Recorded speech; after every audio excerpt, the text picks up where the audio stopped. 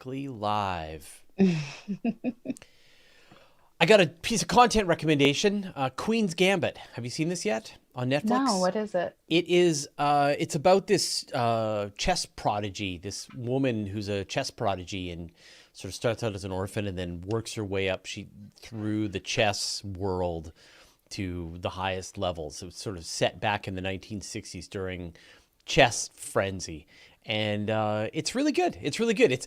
Okay. It sort of does a really good job of showing like chess nerdery at its finest, um, like to the level that like today we have people are into video games or Harry Potter or whatever. Yeah. Back in the day, they didn't have video games. You could just watch a television show, and then if you wanted to watch it again, that was just too bad, Yeah. right? Yeah. No, that's true. Yeah, you could watch a movie a few times if you wanted to, but yeah. So chess was like video games, was the World of Warcraft of the 1960s, and it's just amazing to see people just playing this game obsessively, talking about it. There were magazines, people were reading about it, and it's really well timed too because there is like there's a big chess revival happening right now on Twitch and stuff, right? Everyone's totally into chess again, so Yeah. it's pretty great. And so we watched, Carl and I watched it. We loved it. Logan, like independent, was like, "Dad, have you watched this show?" I'm like, "Yeah, we're almost done." He's like, "Yeah, it's really good." And then my dad emails me and goes, "Here's a good show for you." So Oh, jeez. yeah, yeah, Okay. I yeah. will And add so it to the I list. love I've mentioned this before that I really love, and so it's just based on a book from the 1980s, I think. And I just love this idea of just really good books getting picked up by Netflix or Prime or whatever, Yes. being adapted into a series, but that's just one time, takes as long as it takes, like maybe it's 4 episodes, maybe it's 8 episodes, Yeah. however many episodes it is to tell the story right, and then it's over. Mm-hmm. It's the greatest. Like I don't need 15 episodes of CSI Las Vegas. I don't need Yeah. another sequel to I don't know, to some superhero movie. I want to see interesting stories told, and the more of this, the better. People are asking about uh, the Hangout-a-thon. How did it go? It went really well. So our goals were to build a scale model of the solar system and raise money for CosmoQuest. And we were able to raise just over $14,000, and we completed most of the solar system. It turns out that a sphere that is 256 blocks in diameter takes a long time to paint. So Saturn and Jupiter are still in the process of being fleshed out, but everything else got put in, including a bunch of Easter eggs. On the Earth side of everything, there's a VAB, there's a Starliner, there's a whole bunch of cool stuff. We're going to keep the server up and running through US Thanksgiving, maybe a little bit longer. And we're going to make it available for download once we're done with Jupiter and Saturn. Right. How big were like Earth and stuff to scale? No. Everything, no, we did everything entirely to scale. The separations were to the exact same Right? scale as the sizes of the objects. The definition was Jupiter was 256 blocks in diameter because that's the maximum height you can do in Mm-hmm. Minecraft. Mm-hmm. And the solar system at that scale, we were able to get out as far as the um, Kuiper Belt object Eris. And Wow. unfortunately, at that point, we ran out of blocks.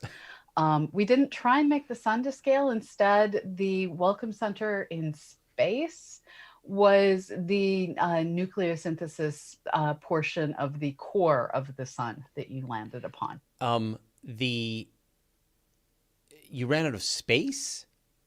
Like a lot of blocks? Like I don't understand how that works.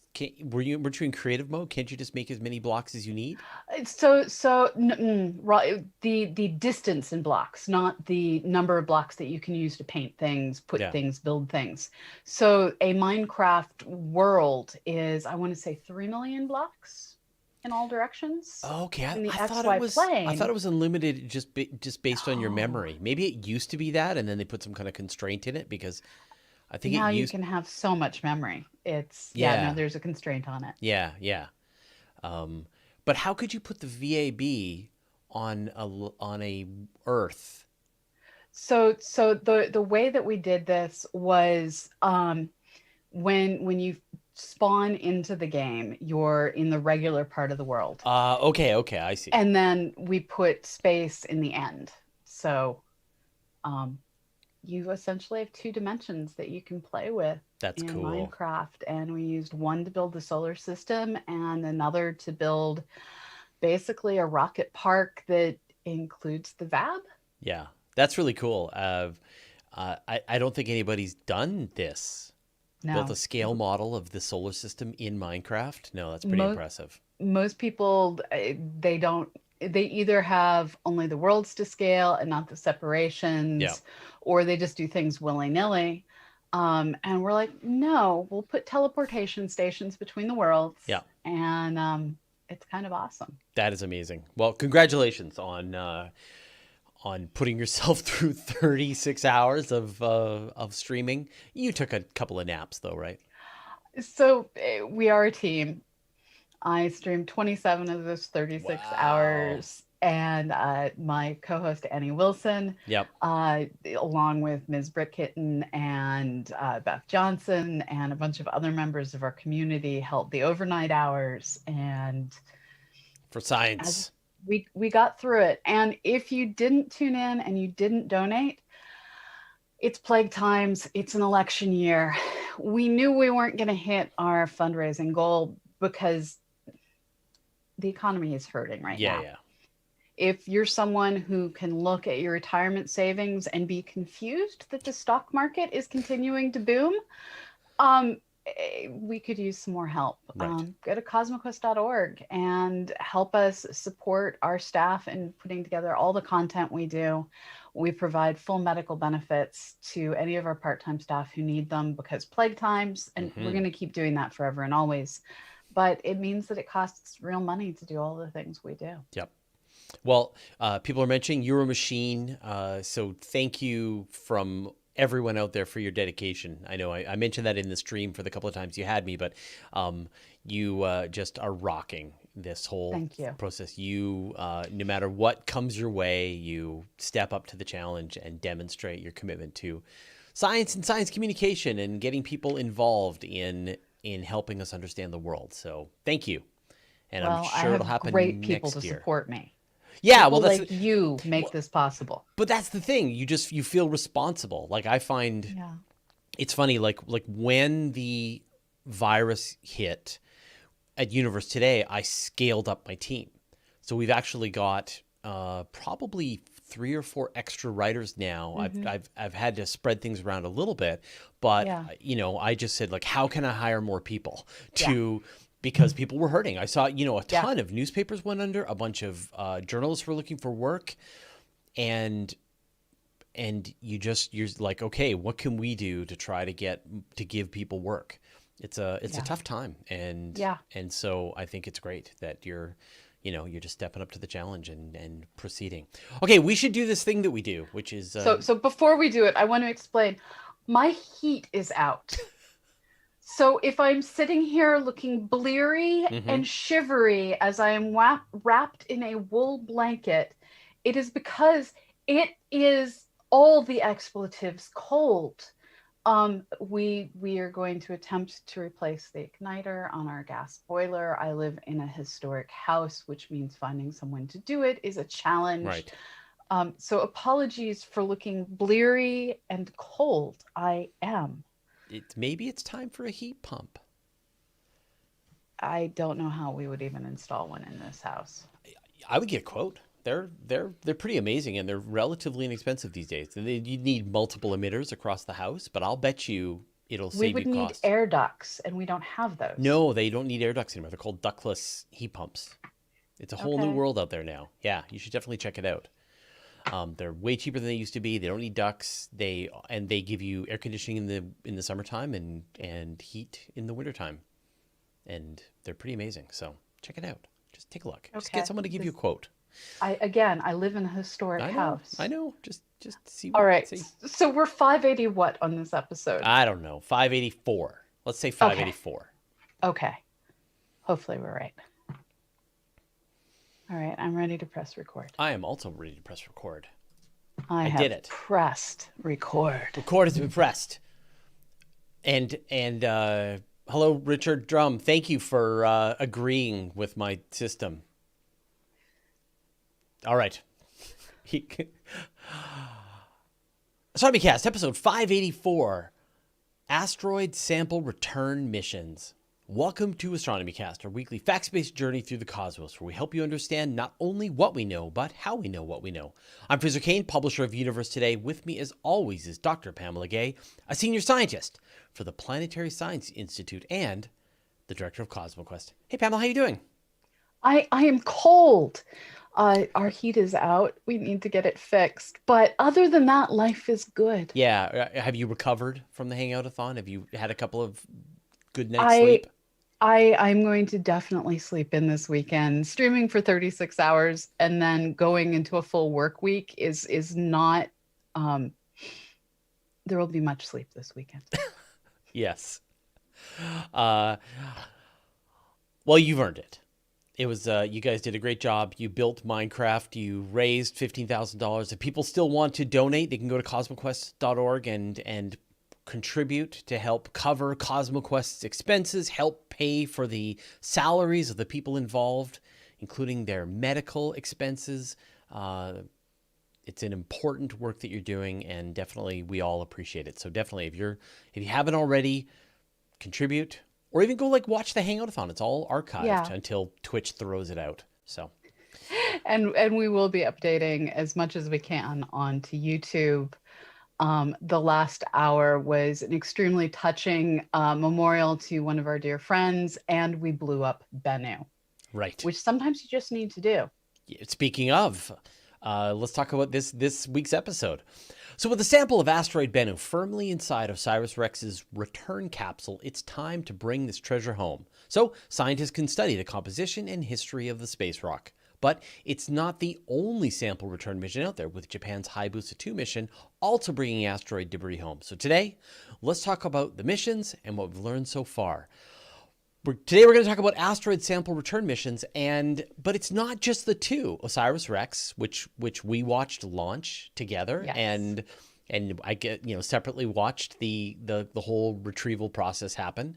There's Hayabusa 2, which is one of my favorite asteroid missions ever, but there was also Hayabusa 1.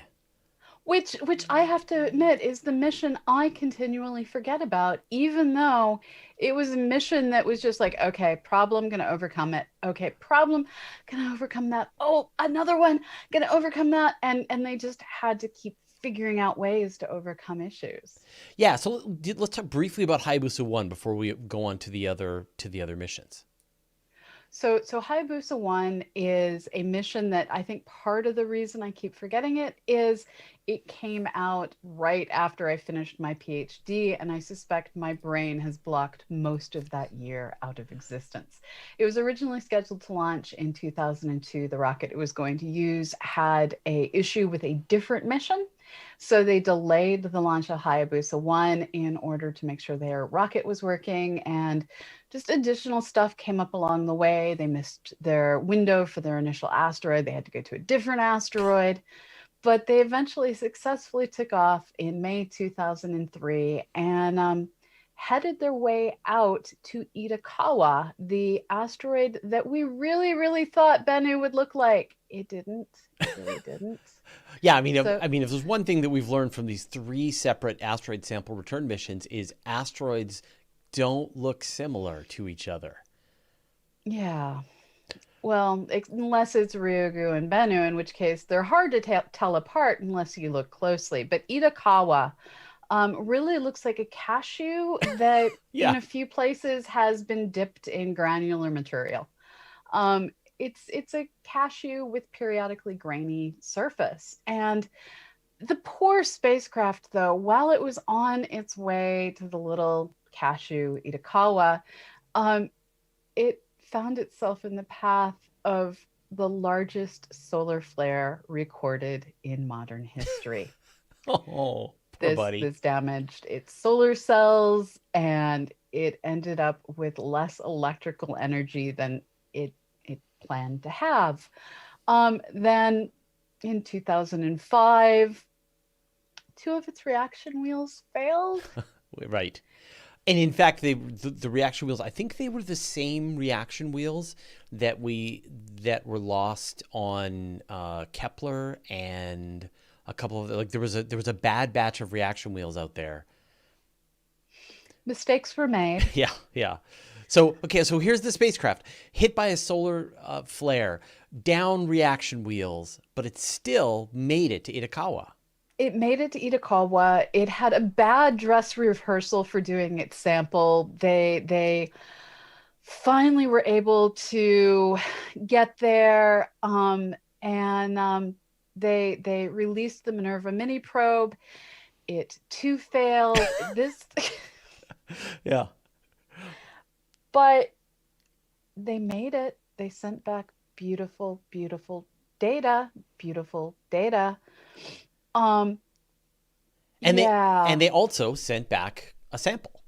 they did. Yeah, and the first and this is what I love is, they were hoping to bring back hundreds of grams of material, and in the end they were able to bring back just grams, just a couple of Yeah. grams, just a few tiny pieces of dust. So here we're talking about like a dime's worth of material. Oh, So it wasn't a lot, but it was a pioneering mission. And after something has been hit by a solar flare, you really need to lower your expectations, people. yeah. And the fact that it succeeded at doing anything after getting blasted by that much radiation is really a testament to how well engineered this stuff is, how well shielded this stuff is. Um, it had a bad day and it kept on going, and it returned science. And that's all you can ask for from any space probe, is to return science. So, learning from those lessons, the Japanese went back and prepared a second mission. And what I love is with their second mission, Hayabusa 2, they seem to have taken the approach of, we will take every single little tiny robot we possibly can with it, and Yeah. we will fling all of them Yeah, at yeah. the asteroid, all of them Yeah. at the asteroid, and see what Yeah, works. Germany's like, we've got one. Japanese like, no problem, throw it on board. We'll try everything, including Yeah. the kitchen sink. So they had Minerva 2, Mascot, Rover 2. They had cameras on board. They had an anti-tank Yeah. weapon that they dropped. They had target markers that they dropped to help them maneuver around. They just kept flinging things at Ryugu. Mm-hmm.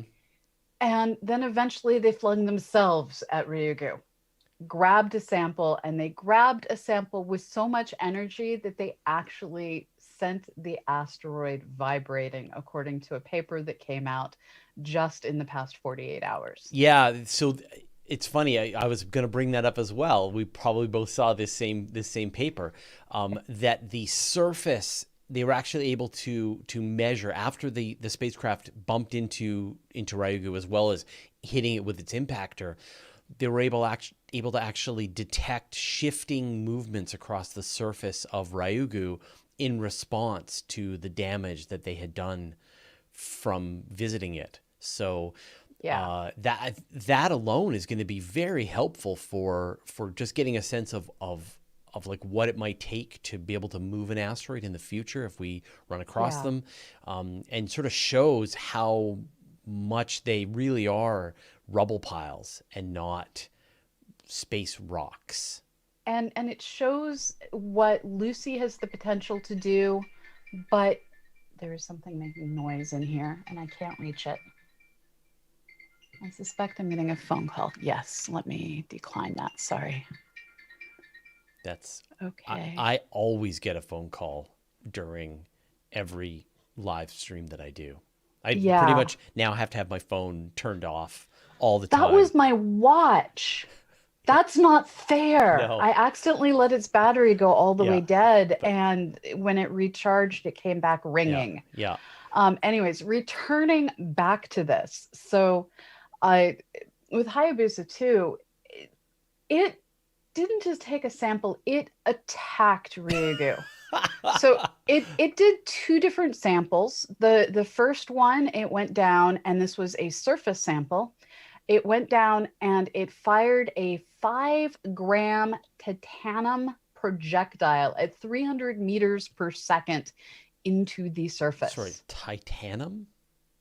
That's what it is called. Okay. Not titanium? Okay. No problem. No, I'm sorry. I'm going to make this hard for you to edit, Richard. It's a chemical, atomic number 73. Okay. Very dense. Cool. Yeah. I'd never heard of that before. I had not either. Then you just get to keep, Richard, don't worry about it. Just like pretend like I never questioned her wisdom. All right. So let me repeat that sentence. So they launched a 5-gram titanium projectile at 300 meters per second into the surface of Ryugu. This allowed them to get a surface sample, the material that was blasted up by the projectile they collected. But they were not content to merely get a surface sample like any other mission would be content to do. No, not at all. They wanted a subsurface sample as well, and this is where that anti-tank weapon came in. They had what was called a small carry-on impactor that carried a 2.5 kilogram copper projectile, which was shot with explosive propellant into the surface of Ryugu, creating a fresh crater in the process. Right. And so, I mean, that is such a brilliant idea that you know, the surface of the asteroid, okay, great, you grab a quick sample of the surface, but the deeper question is like what does it look like underneath the surface, which hasn't been blasted by the sun for billions of years? Will you find volatiles? Will you find water, other interesting samples down deep? And so you need a crater like on Mars, right? The way Curiosity is driving up the side of a crater or inside a crater, looking for essentially the history of Mars. Hayabusa 2 wanted to look at a fresh crater on Ryugu. So it made one. There, crater made. Boom. Take that. This is just insane. So they shot Ryugu from a distance of 500 meters, and the crater they made was 10 meters in diameter, exposing pristine material. And they did a touchdown sampling of this as well. Amazing. So here they were, February and July 2019, maneuvering their spacecraft to go pick up samples. So they have both fresh and not so fresh material that they have collected. So before we get on to OSIRIS-REx, I just want to say again, like, if you are excited about interesting missions across the solar system, I highly recommend you follow what the Japanese are doing. They are just incredibly creative and willing to take big risks and try interesting ideas at a fairly shoestring budget to be able to do this. And so Hayabusa is just like Hayabusa 2 is like the perfect example. It had an ion engine. It had this anti-tank weapon. It had two methods of doing sample collection. It had three lander rover. It had one thing that just sort of flipped and flopped across the surface of the asteroid. Like, the level of creativity and innovation is just so high. And I've even heard interviews with people from the JAXA team that worked on this, and you can just sense this really beautiful balance of wanting to get interesting science, but also wanting to test new ideas, and they're not super concerned if they don't work out right. and obviously it can go horribly wrong with Hayabusa 1, but it can also go incredibly right. And so when you look at their future mission, they've got the Martian Moon Explorer mission coming up to Phobos. You're going to see a version of that where they're going to try all kinds of really clever ideas to study Phobos. And I cannot wait. I think if there's like one future mission that I'm really excited about, it's going to be the MMX. So anyway, stay tuned on that. But anyway, let's so Hayabusa 2 gathered its samples, and now it's bringing them home. And this is one of the parts of the mission that is most remarkable to me at a gut level. Like, I know mathematically and engineering wise, this should be trivial, but they have run the math so that they depart on time, fly towards Earth, release their sample, flinging it at our planet so that the planet will rotate underneath the sample, and the continent of Australia, in a fairly specific part of the desert, will catch the sample. There's a helicopter involved. Right. Will catch the sample from Hayabusa 2. The fact that we can fling things at the Earth from greater than the distance of the moon and know where on the Earth they will hit months ahead of time is just... Yeah, absolutely incredible. Yeah. So Australia, look forward to receiving a sample of an asteroid. In December of this year. We will bring it to you live on CosmoQuest on Twitch. All right, but that's 2 asteroid sample return missions. There is a third, OSIRIS-REx. And this is the mission that we got to go watch together launch in September of 2016. And this little mission was one that had the youngest NASA PI of a spacecraft to date, Dante Lauretta. It was run by a really cool team of people at the University of Arizona, working in collaboration with international partners. NASA centers, a myriad of other institutions, and Canada had a laser altimeter. The sample they collected is going to end up getting split between the Canadian team with that laser altimeter that we're going to return to because it was not used as planned.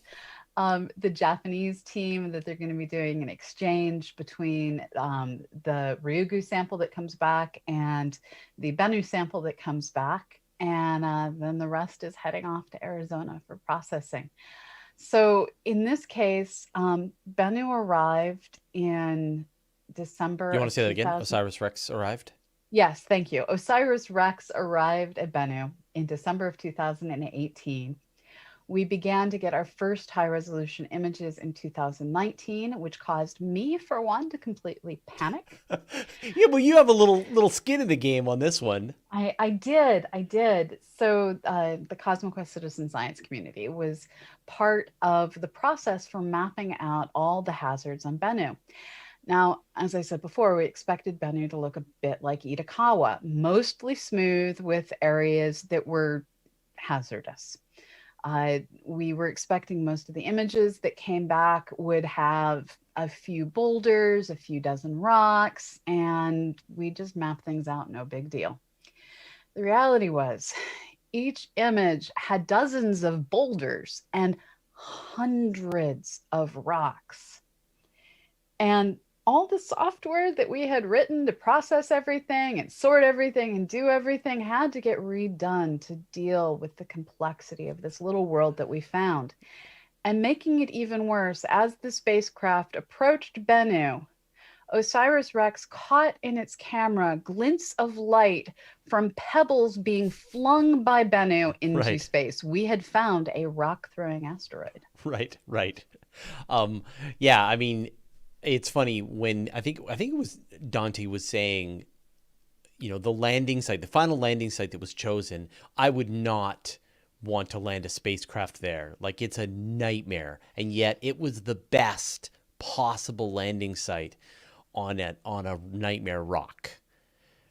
Yeah, they had to change their hazard conditions to go from having an area big enough to park a couple semi-trucks to having an area big enough to park a couple SUVs as their safety margin. Right. And so they had this need to find some place that they could go down, not hit the wings of the spacecraft on anything, and that would be smooth enough that in all likelihood, when their tag instrument, which is a flat disk, hit the surface, it would hit flat and the spacecraft wouldn't tilt more than a few degrees. And it turned out the only places that vaguely matched these conditions were areas that were either craters or craters inside of craters. And these weren't normal looking craters. What these were areas where the rocks were more smashed than the regions around them. And these smashed rocks were in a fairly circular pattern, indicating this is a crater where the rocks there got crushed. Nightingale Crater, where they ended up doing their sample collection, was in the northern part of the asteroid, about 55 degrees latitude. And it was a crater with a few boulders that they had to make sure they didn't hit. And because the surface was so much more complex than anticipated, they had to take a spacecraft that had been planning to maneuver by laser, just like a lot of modern cars will use a laser on the front of the car to measure the distance to the car in front of them, and then back off if they need to when they get too close. Canada built this instrument. It was supposed to be the way. They found their way to the surface.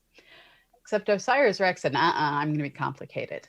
And what ended up having to be done is they programmed vision into the spacecraft, allowing it to do natural feature mapping in real time, autonomously from 18.5 light minutes away from Earth, so that as the spacecraft is descending, it's taking images, comparing the images to the existing maps, and as long as the area below the spacecraft doesn't go red, they keep proceeding. But this is not how the spacecraft was designed, and their ability to retroactively add this powerful feature really says something about their programming and navigation teams. It was pretty exciting to watch the actual sample collection. It happened like a week ago, and you got this, like, as it was descending to the surface, and as they were watching it, they were talking about how closely the spacecraft had gotten to their predicted model and how far away it was. And they were also just noting that the spacecraft hadn't aborted, because it was up to the spacecraft to make this decision. So it was descending towards the asteroid and going, I think it's still fine. This is okay, I think.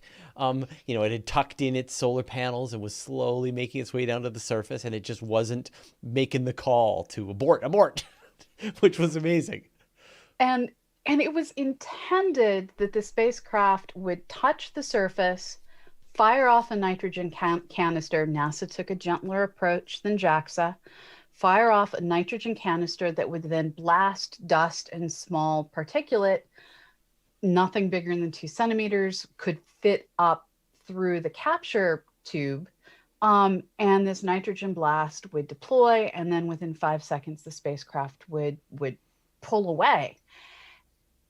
Except it turns out the surface of Bennu wasn't exactly a solid surface. Right.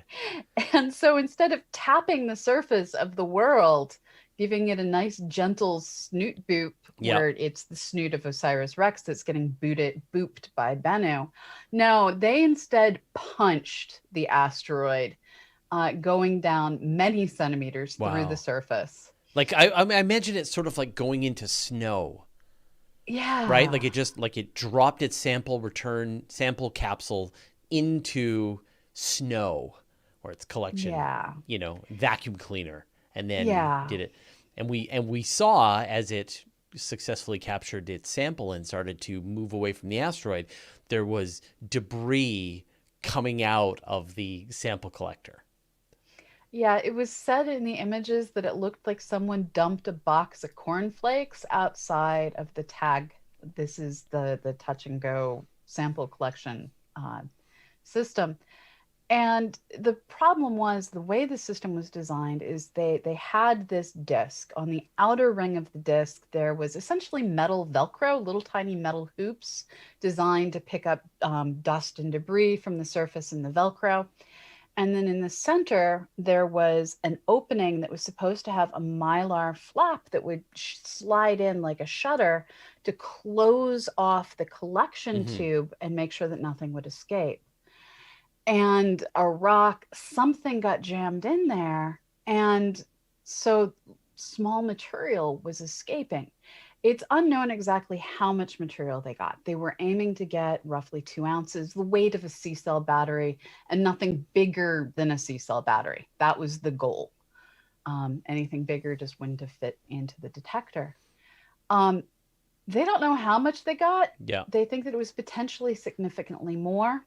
There were originally plans to spin the spacecraft. Yeah. It's such a brilliant idea that how they were going to test how much sample they got. The plan was you lift up, start to rotate the spacecraft around, and you could detect the wobble from the mass inside the collector as compared to what it was without the mass inside the collector. And that would tell you whether you got a good enough sample or not. But they just decided, forget it. We're not going to do this test. We don't want to risk losing this material because we just need to get it inside the capsule and call it a day. They even delayed a braking maneuver they were planning to do to keep themselves in the orbit they meant to be in. It was no acceleration, do nothing that could possibly exert force on the sample and cause any more material to escape than was already escaping. So several days ahead of plan, in fact, more like a week ahead of plan, they folded the sample collecting head up into its return capsule to bring it home. And this is a super ingenious way that they did it. It had this long arm that it extended with the disc and suction device on the end. And ideally, when they spun it, because it was this long arm, it would be like an ice skater holding a barbell, but a really tiny one. And it just changes the way the spacecraft spins. But then taking that arm, folding it up, and pressing it into a set of latches. So we've all had various devices where you can clip something in, and then when you go to pull it back out, it's like, nuh-uh, the clips have gone, and you have to fuss with the clips to get your thing out, but sliding it in is super easy. So they very carefully, over 24 hours, and here they couldn't automate it. They had to see images of every single step in case debris came out, dust got in the way. They needed to have human beings with eyeballs looking at the images coming in and decide. So they folded the arm, image, folded the arm, more image, touched the tag device down in to the capsule to bring things home, made sure it was fine, clipped it in, pulled up on the arm, made sure it was still fine, disconnected the arm, made sure it was still fine. They worked around the clock with a 37-minute round trip for every bit of information. And it worked. So now it's going to be coming home. It's going to be a little while. So they have to wait for everything to get lined back up. They planned the sampling so that if things didn't go well, if they did have to steer off, they'd have time to try at least 3 more times. Yeah. This is why they had 4 potential sites.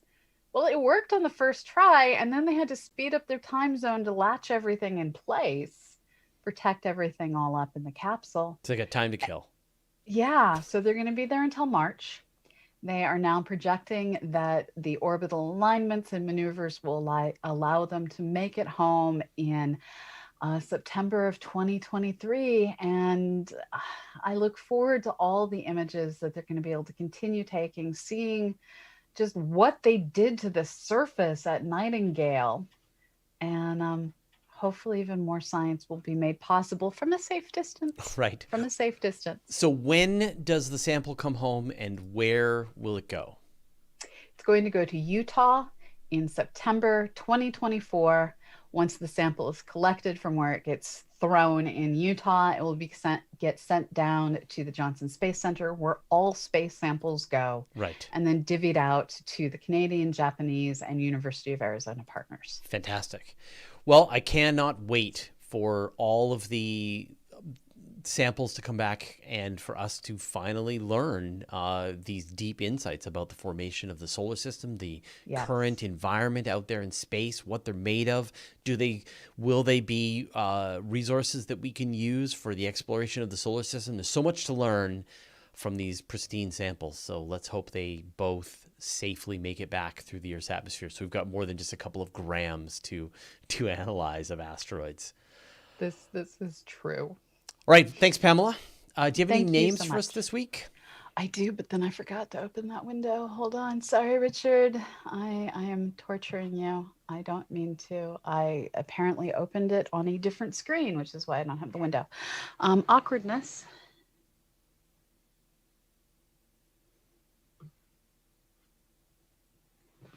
So the way my setup works is I have a monitor mounted to my desk that I can rotate when I'm sitting in this chair. Anyways, that's too much information. Pardon me while I log on.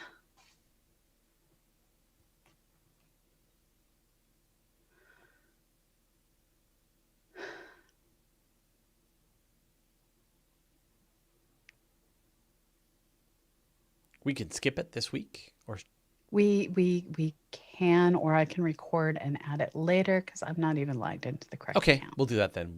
You can. Okay. All right. So I said thank you, Pamela. We'll see you next week. Thank you. See you later. Okay. Let's save. And you can decide if you want to do that after the fact. Save. Yeah, I'll do it afterwards. Okay. We have people to thank. We do. 584.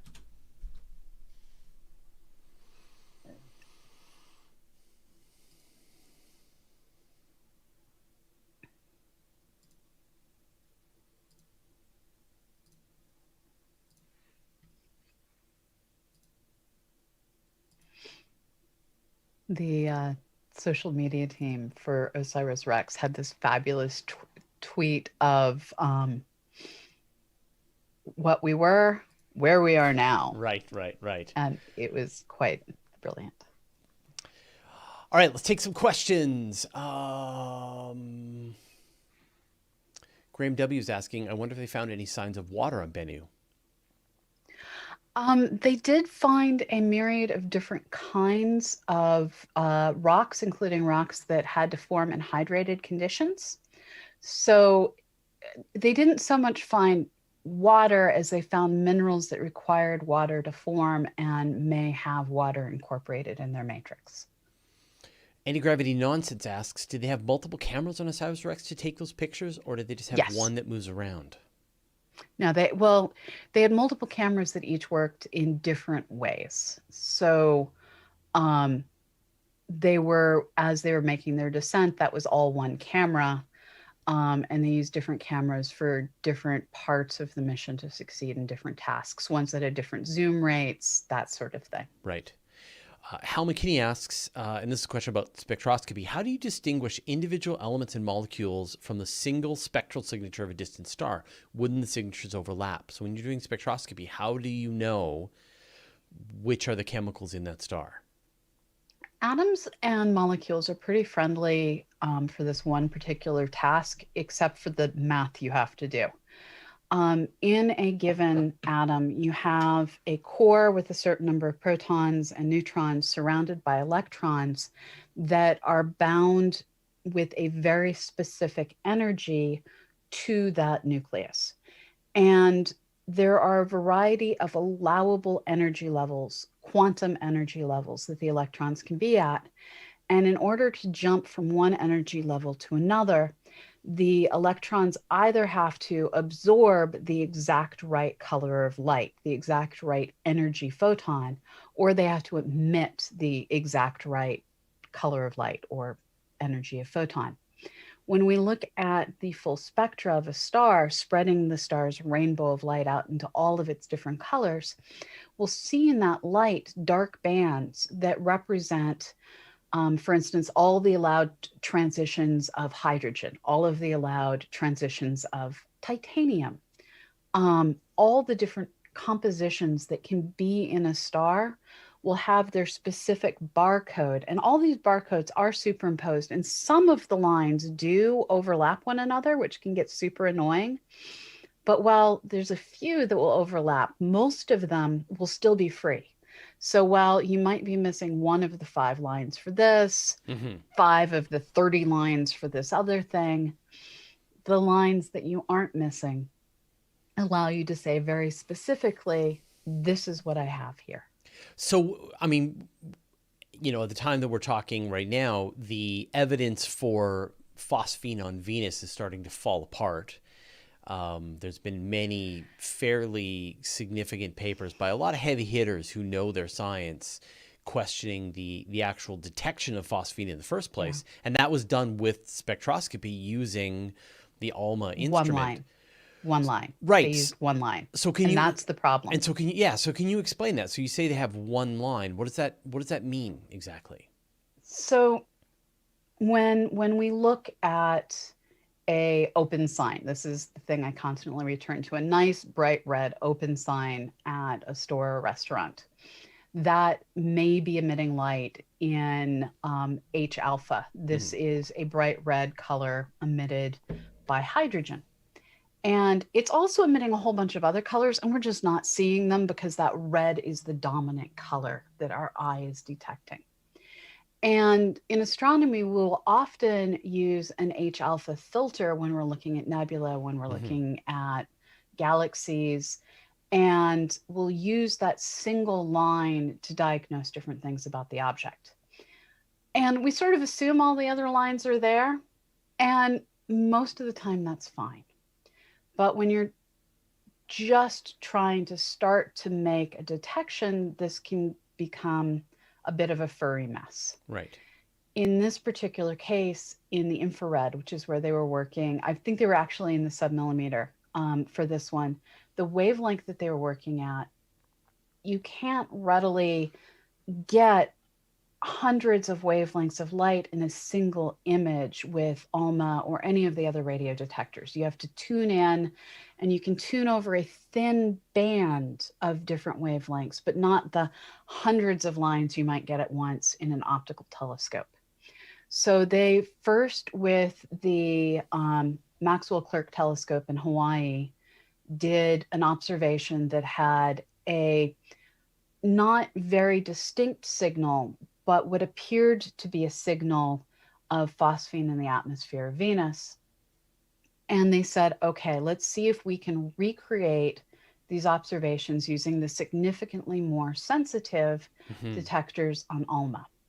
Now, with all of these detectors, you have to do certain things while you're processing the data. This is because either effects in the sky, effects in the electronics will cause what you're looking at to not have equal sensitivity across the entire band you're looking at. This is something that many of you are probably seeing with beginning green screeners nowadays, is if you don't have your green screen evenly illuminated, the person will cease to green screen in the corners because of that gradient of light behind them. Right. Well, we have to correct for the gradient of light in the sky with optical images. We have to correct for differences in sensitivity in our detector in different places, no matter what instrument we're using. And all of these standard corrections you do, if you screw up anything, you're going to imagine that you're seeing something that isn't there. And ALMA has come out and said that their standard set of software that they use, their standard procedure for reducing ALMA data had an error in it. And that error caused a signature that may not have actually been there. Oops. And so now... I hadn't heard about that. I heard them say that they might have an error in their data. In their software. Yeah. Oh, wow. Yeah. So this isn't necessarily a problem of the research team. This is a problem of the telescope team. And the researchers didn't reproduce their data from scratch, which is how the problem was found. Is a lot of researchers, I'm one of them, are like, I want to do all of my data myself. You may have a pipeline. I deny your pipeline. And so it's this let me do it myself mentality that allowed this problem to rise to the surface. And now there's a lot of debate going on because reprocessing of other data from other missions has potentially found phosphine. And so the question becomes, is phosphine sometimes there? Did the Maxwell Clerk telescope potentially see it? Did this mission potentially see it? And Right. ALMA missed it, and new observations are needed. And it's going to be a furry mess for a while. Yeah. But it's a tantalizing, scientifically pursued, good to think in detail, and science is working right furry mess. So is the problem, like, you talked about a star and you said like it's super Mm-hmm. easy to detect chemicals in the light of a star. Is that because the Yeah. star is giving off the light in the first place, while a planet like Venus is the reflected light from a star? So it's a two factor problem. So first of all, when you're looking at a star in optical, which is what I was thinking about, our optical telescopes have the ability to spread all the light across all the colors of the rainbow out, and that vast amount, there's going to be strong lines in it that are super easy to see. And there's also going to be super weak lines that are really hard to see. Mm-hmm. Lithium determinations in optical light spectra are something that we're still struggling to consistently to get right, because lithium is hard to detect. It exists in small amounts. It's an annoying transition. It's hard. Right. As we look in other wavelengths, there's going to be lines that are easy. There's going to be lines that are hard. And when we use these submillimeter and radio telescopes, instead of having all the colors of light, we have like 5 Mm-hmm. wavelengths of one color. Right. So it's sort of like saying you have 5 of the 256 colors available to you. If you're lucky, Right. If you're lucky, you get that much. And so there may not be any strong lines in that. And there may not be enough data in that to have a lot of clear-cut comparisons like you can get in optical spectra. So different wavelengths are harder and easier. If you want to see water, go use the infrared. Water is a pain in the infrared because it's everywhere you look. This is why Right. Sophia could find it on the moon, and why we can't see water and other things from the surface of the planet, because our atmosphere is filled with it. Other lines are harder. This is one of those lines that's harder. And one of the things I said when the detection was first made is we can't fully believe it until we see the spectral lines from other transitions in the phosphine molecule. It's interesting because I assumed there was going to be some abiotic process that was producing the phosphine. Like, if there was these two pillars holding up this discovery, one being the detection of the phosphine, and there were some very good astronomers had worked on that. It had gone through 2 separate telescopes, the Clerk Maxwell and the ALMA, which is one of the most powerful telescopes on Earth. It had gone through peer review. And so it felt to me like the detection part was pretty solid. It was the methodology. I mean, it's never life. And so the methodology had to be like, it would have led to a really incredible discovery. Like, there's actually a lot more volcanism happening, or there's some methodology that there's some really interesting upswelling from the surface of Venus to the high atmosphere that's really fascinating, or something like that. There would have been some abiotic method that would have been figured out that would have been really exciting. And I would have put, if you gave me $100 to bet on which one of those was more likely, I would have put 90% on abiotic method, 10% on problem with the data in the first place.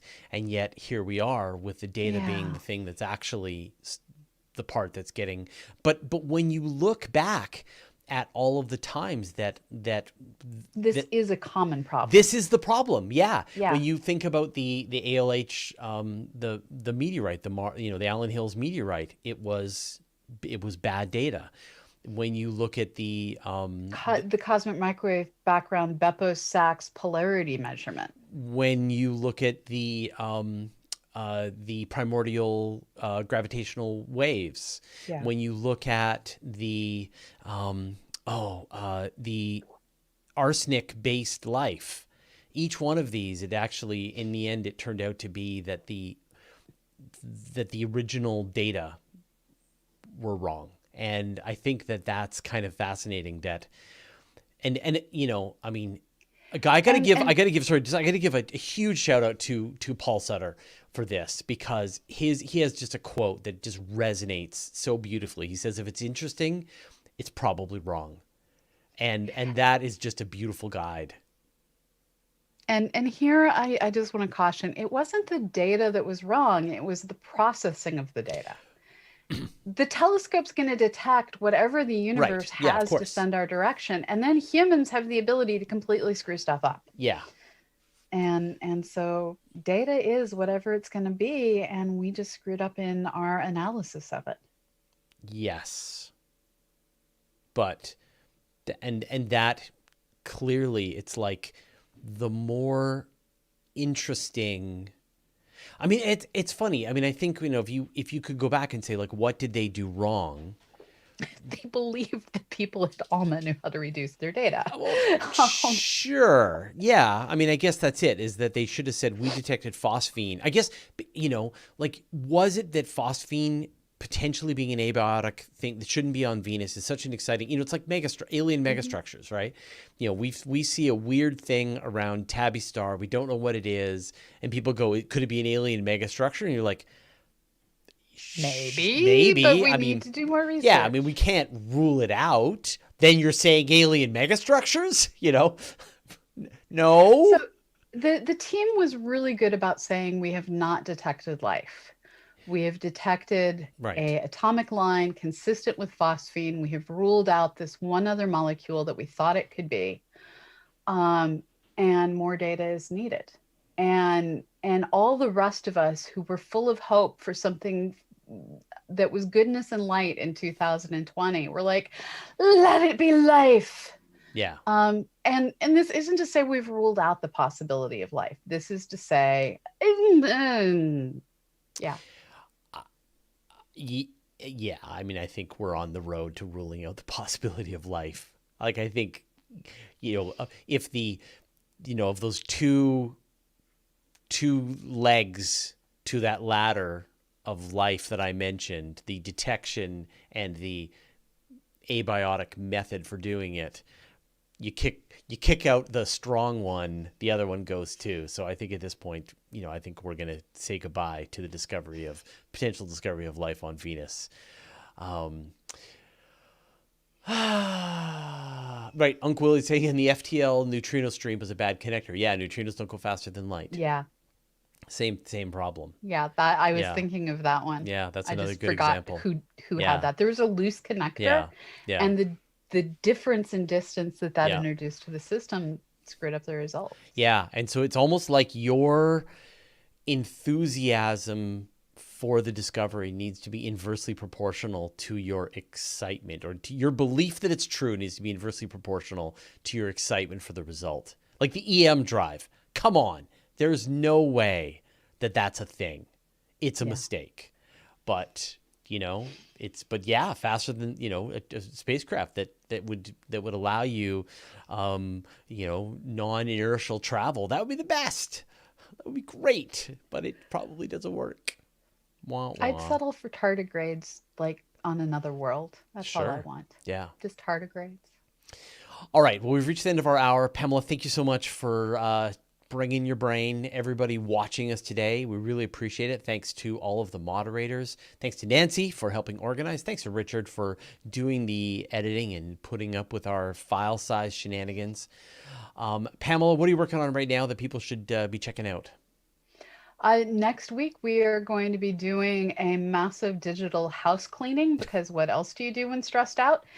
And so stay tuned for the launch of new content over on CosmoQuest. And there's also grant writing going on in the background. So expect much whining about having to do budgets. We will try again to do a star party on Saturday night. At this point, I don't know. Stay tuned, everybody. We'll see what happens. All right. Thanks, everyone. Thanks, Pamela. And we'll see you all next week. Bye.